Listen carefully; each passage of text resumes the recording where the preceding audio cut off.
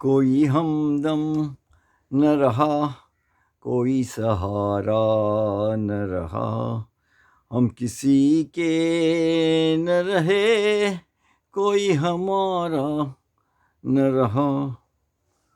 तो जब प्रहलाद ने विष्णु का नाम लेना न छोड़ा तो हिरण्यकश्यप ने उसे मरवाने के लिए हर तरह की कोशिश की। यहाँ तक कि उसकी बहन होलिका ने प्रहलाद को अपनी गोद में लेकर आग में बैठकर उसे जलाने की कोशिश की, लेकिन होलिका स्वयं जल गई, लेकिन प्रहलाद का कुछ नहीं। तो आखिर नरसिंह अवतार लेकर विष्णु भगवान ने उसे बचाया। लेकिन आज देश में उल्टा है।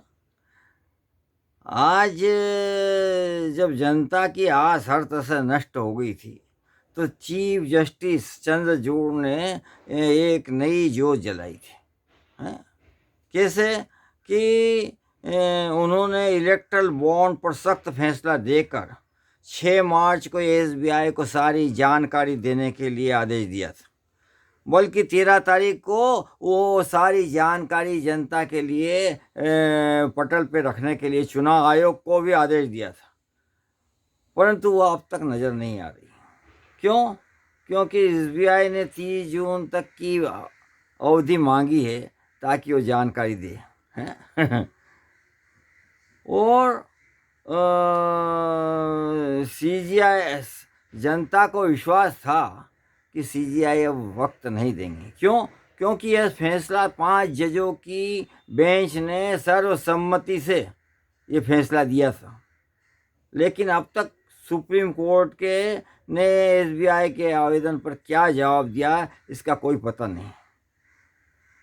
लेकिन आज मिड डे में छपे कार्टून ने सारी कहानी कह दी, जिसमें एक नेता जज को माला पहनाकर कह रहा है कि those who keep blaming us for all the injustice, look who is joined our party. हालांकि ये बंगाल के जज की कहानी है, जिसमें एक जज ने नौकरी छोड़कर बीजेपी ज्वाइन की है, लेकिन अब तक सीजीआई का जवाब ना आना यही कहानी दोहरा रहा है। अब तो साफ लगता है कि जनता को ही सड़क पर आकर बचाव खुद करना होगा, या अपने हाथों से अपने को बेड़ियां जकड़ लेना होगा।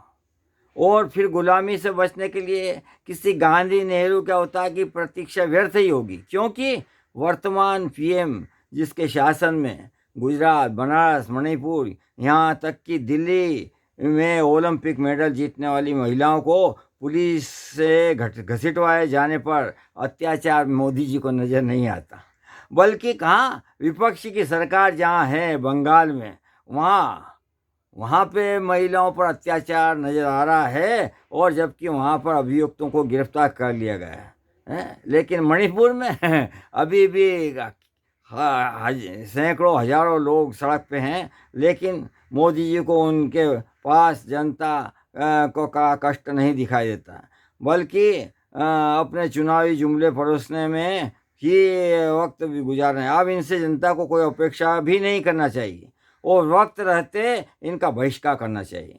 क्यों? क्योंकि आज आने वाले समय में नेताओं को बल्कि पीएम का या सबका बहिष्कार करना चाहिए, ताकि उन्हें समझ में आ जाए कि झूठा प्रचार और झूठी गारंटी अब नहीं चलेगी, और जनता सड़क पर आकर नेताओं को साफ संदेश दे दे, तभी ये प्रजातंत्र लोकतंत्र कोई बचेगा, और वरना देश का कोई क्या हाल हो, कुछ मतलब बढ़ने वाला नहीं है। समझना पड़ेगा, जनता को सड़क पे आके नेता को समझाना होगा।